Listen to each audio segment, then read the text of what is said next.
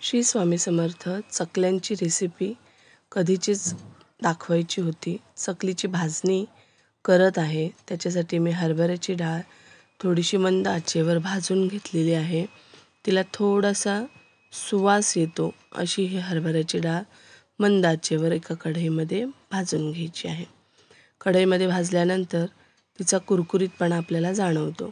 एका भांड्यात तिला काढून घ्यायची. अशा प्रकारे आपल्याला जवळजवळ सगळ्या डाळी काही धान्य भाजून घ्यायचे. त्याच्यानंतर मी मुगाची डाळ कढईमध्ये टाकलेली आहे.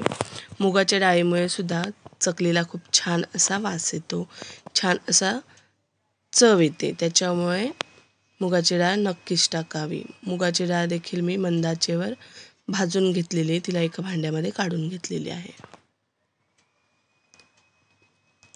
त्यानंतर आहे उडदाची डाळ. उडदाची डाळ पण आपण मंद आचेवर भाजून घ्यायची आहे. मंद आचेवर भाजत असताना एवढी काळजी घ्यायची की त्या डाळींना असं लालसरपणा येता कामा नये, नाहीतर भाजणी आपली करपलेली लागते. सगळे धान्य आपल्याला मंद आचेवरच भाजायचे आहे.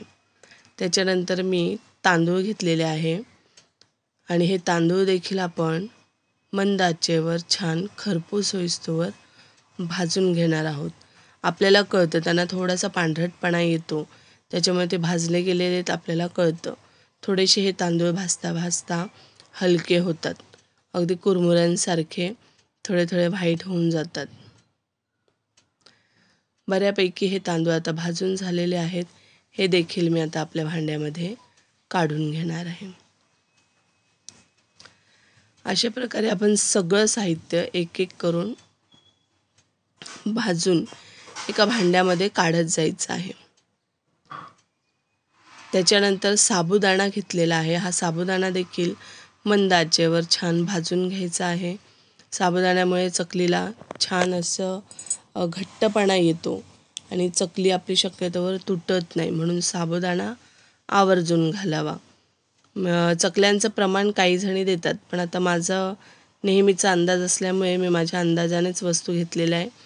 2:1 असं प्रमाण तुम्ही करू शकतात किंवा तुमच्या आवडीनुसार काही पदार्थ तुम्ही याच्यामध्ये कमी जास्त ॲड करू शकतात. आपण हे सर्व साहित्य शांततेत मंद आचेवर भाजत राहायचं आहे. साबुदाण्याला सुद्धा हलकेपणा आलेला आहे. याला आता आपण एका भांड्यामध्ये काढून घेणार आहोत.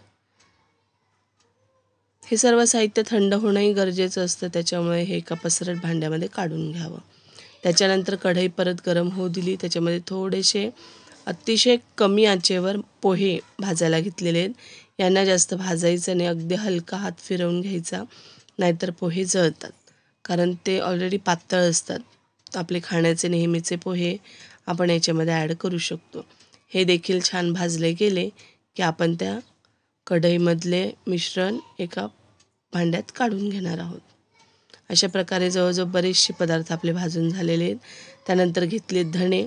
आता हे धणेसुद्धा आपण छान मंद आचेवर भाजून घेतलेले आहेत आणि धण्यांचं प्रमाण आमच्याकडे जास्त लागते म्हणून मी धणे जास्त घेतलेले, त्याच्यामुळे चवही छान येते. त्याच्यानंतर जिरेही भाजून घेतलेले आहे. जिरेही भाजून आपल्या भांड्यात काढून घ्यावं. अशा प्रकारे हे सर्व साहित्य छानपैकी भाजून थंड झाल्यानंतर गिरणीतून दळून आणावं आणि मग आपली चकलीची भाजणी तयार असते. याच्या आपण सुंदर अशा चकल्या करू शकतो.